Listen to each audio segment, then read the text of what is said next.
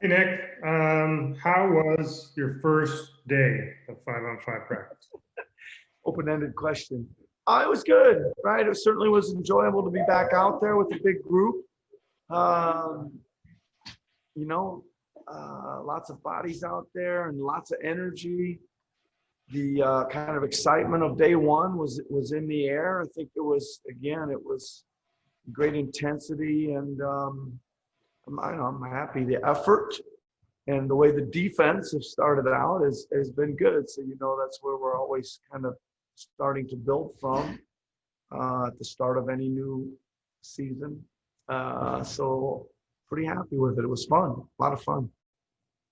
We were just talking to Fred and just about some of the protocols and things like that. And typically, team discipline refers to, you know, being able to absorb a scheme or whatever it might be. But this whole situation is a little bit different. What is your role in terms of making sure guys follow the protocols, knowing that if they fail to, obviously there's a big health component, but there's a competitive issue too. If guys are consistently missing time and causing other issues. Yeah, well, you kind of touched on a lot of it there in your question. I mean, first and foremost, I mean, if we're not following the protocols and we get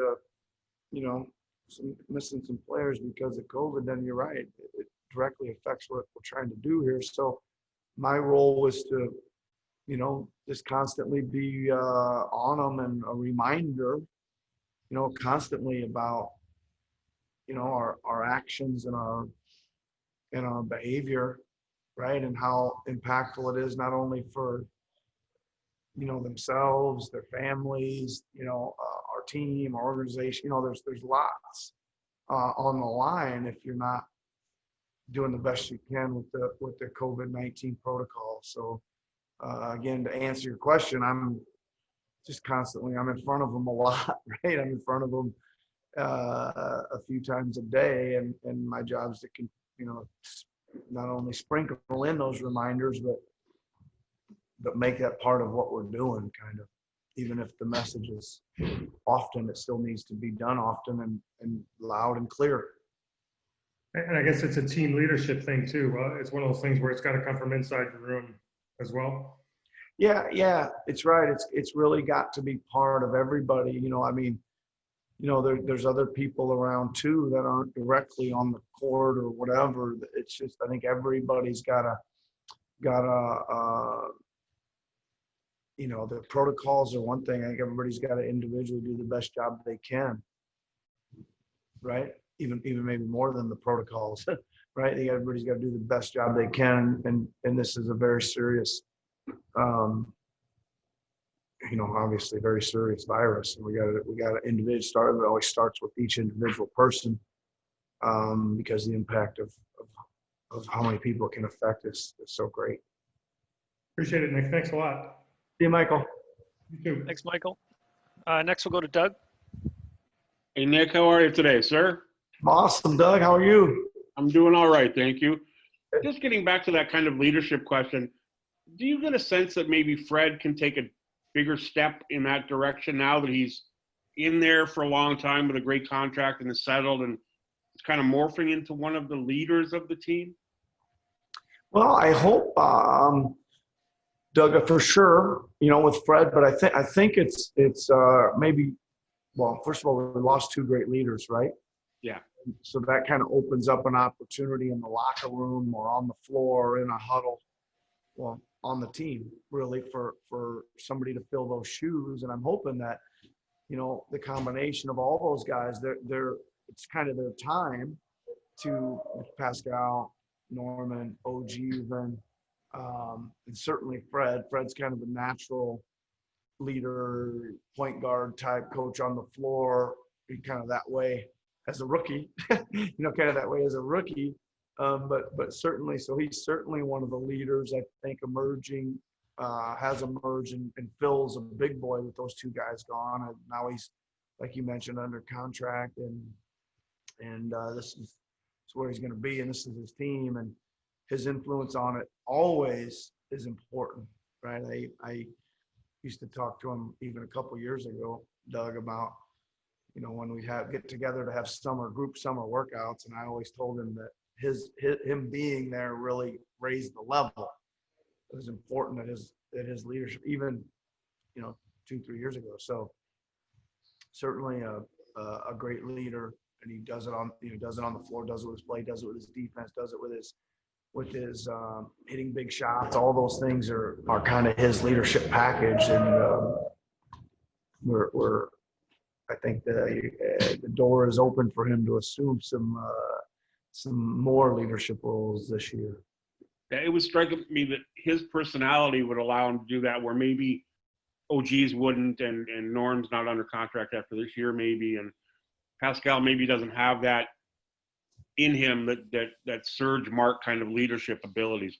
Is it going to be hard to replace those two guys in that respect? Yeah, I think it's hard to replace guys that are so veteran, so experienced, logged all those minutes, both NBA and internationally, and all that stuff. I think there's a void there. We got to fill it. Can we do it on the court? Hopefully, right? Hopefully the guys that we brought in, and maybe some emerging guys or whatever, can fill the stats part of it, right? But yeah, I think it's the intangibles part of it is also important.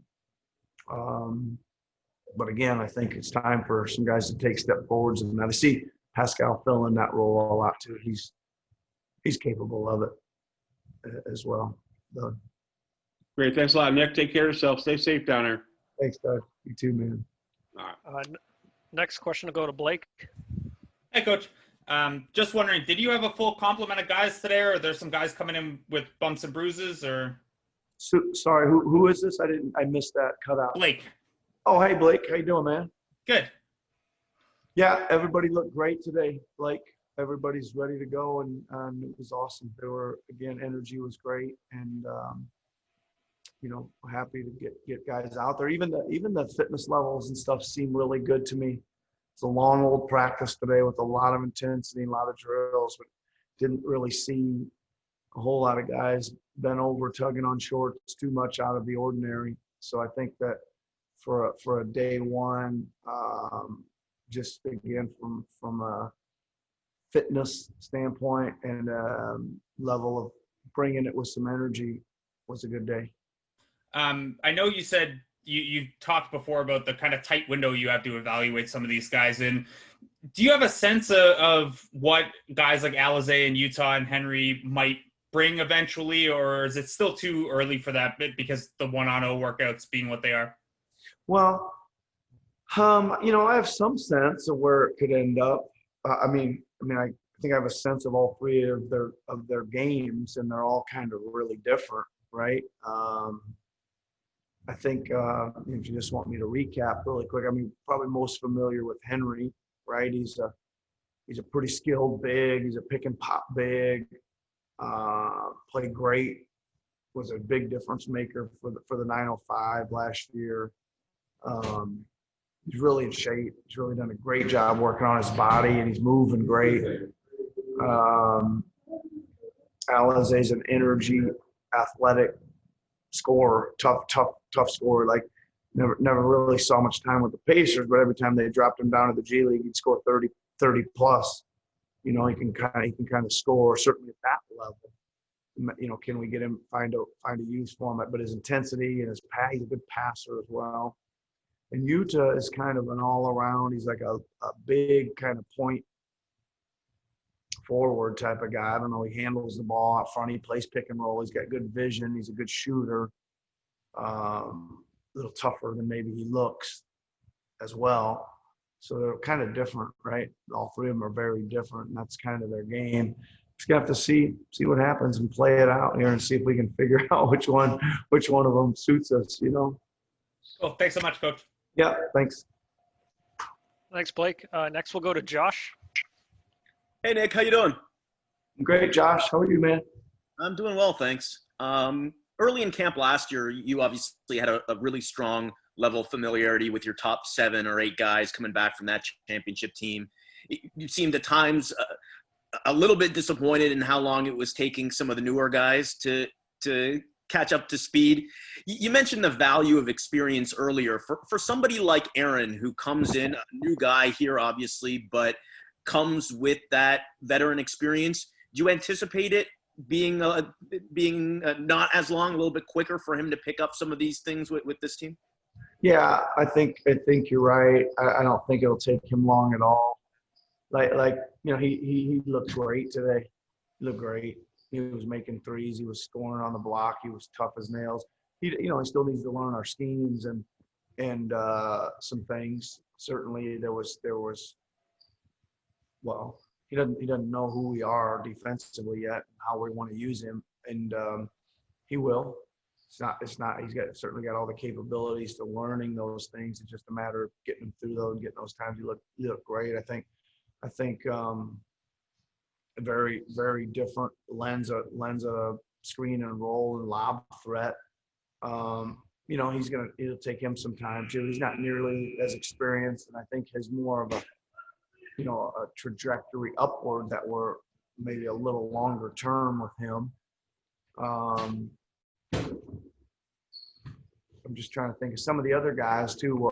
Some of the wings and guards, obviously the 2 draft picks, and some of the other guys that have been with us a little bit are there. Like the 2 guards are going to need to learn everything. Harris and Flynn, right? Take them some time, but the O'Sheas and the Paul Watsons, Matt Thomas, Terrence Davis, Stanley Johnsons, all those guys, probably missing somebody in there. Chris Boucher, those guys they understand what we're doing. They're ready to go. Do you have to approach things a little bit differently from a teaching standpoint over the first few days, being that there are more new faces in camp this year than there was at this time last year? Yeah, but I learned that lesson from last year. So last year I didn't realize we were going to be so. There was a group of guys that knew exactly what we were doing from day one, and there was a group of guys that were a million miles away from it. Alluding to your earlier part of your question, so we started making sure here on day one that there's kind of a practice, and then there's a second practice, a second defensive practice where these guys learn the terminology, the system, the coverages, etc. So we won't get caught off guard with that, hopefully, as much this year as a coaching staff. Thanks, Nick. Enjoy the rest of the day. Thanks, you too. Thanks, Josh. Thanks, Josh. Next, we'll go to Tim from ESPN. Hello, Nick. I was just curious, after hearing OG the other day talking about wanting to expand his game and kind of grow specifically offensively, do you think he has a chance to have a bit of a breakout season, given some of the losses you've had and kind of the opportunity that's sitting there for him?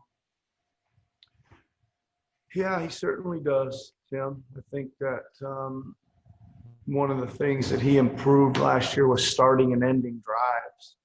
Right? I thought he started to become more of a driver, getting by people on the catch or making a move and getting by people, and then being able at the end to finish in a variety of ways, finish with some strength, finish with some athleticism. There's probably a mid-range game in there that he could find. I know he's working on. Not sure, we'll have to see what that is, right? The shooting is really good. He really worked hard on his shooting in the offseason noticeably. It looks like that's going to be at least right where it was, or maybe even a tick upward. And I think the ball's starting to find him a little bit more. And that's, again, part of experience and part of his teammates trusting him a little more, et cetera. So it's just going to be up to me to find the opportunities and the usage for him, right? And hopefully I can do that. Thank you, sir. Thanks, Tim. Hope you're well, man. We've got time for 2 more. We'll go to Chris O'Leary with Raptors.com first. Hey, Nick. Probably just a quick one for me. Just with it being the first day, does it I guess, is there anything specific that you like to do on that first practice with the guys every year? Yeah, we always put a huge emphasis on starting to build our defense, almost totally ignoring any offensive things and plays. just to reinforce that's who we are, that's our identity, and that's what we're emphasizing. So yeah, right there, just building it right from the ground up, and that's it. That's the emphasis on day one for sure. Okay, and as far as the practice facility, is that ready? Did you guys use that today, or were you in the arena? No, we're at St. Leo University, which is Okay. north of Tampa a little bit. The practice facility, as I understand it, is being built and it's close to being done already, believe it or not. So actually, I think we have a tour of that today at 4 o'clock to just check it, see where we are. But I think it's almost ready to use. All right, great. Thanks a lot. We'll wrap up today with Lewis from Raptors Republic. Hey, Coach. Good to talk to you. The other day, Pascal told us he didn't feel himself in Orlando, but he's feeling a lot more like himself now. Did you see that today? Did he seem himself?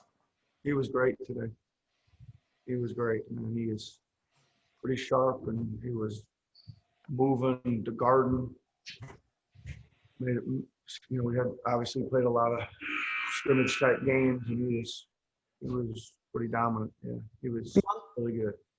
Beyond the basketball, was he laughing, having fun, just fun? I mean, the joy was the real thing he was talking about. Yeah, he was. He was. He looked good, man. And you're right. I'm glad he said that he feeling more like himself, because he certainly looked good to me. It looked like his old chipper self to me. Appreciate that. Thank you. Thank you.